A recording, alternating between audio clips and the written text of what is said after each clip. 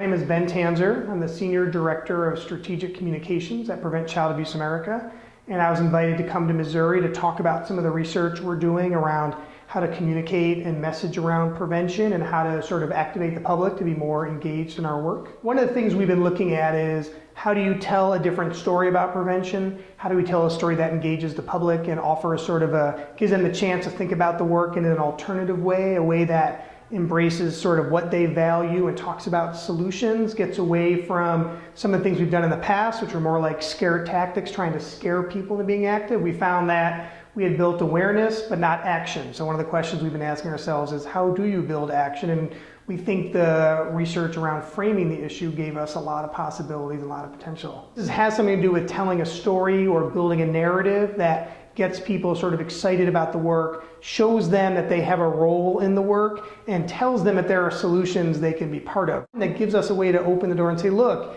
if you care about these things, then you care about children and child development and how that's an investment in community and other things. And if you care about that, then we'd really like to talk about what we do. You know, we do the prevention of child abuse and neglect. That's what we're focused on. And there's a lot of really amazing things going on and lots of science behind them that we'd like to tell you about and try to go to scale with.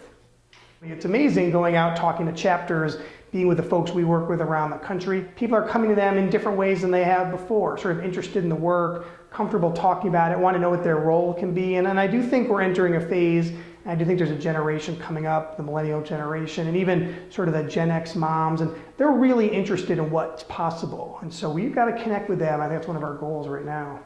We know we can prevent child abuse and neglect. We know there's lots of science out there now that's showing us what's possible, and there's lots of innovative things happening in communities. And so part of our goal is to push this conversation to more of a societal level. You know, what kind of world do you want to live in? What do you want Missouri to look like, or Illinois, or New York, and how are we going to get there?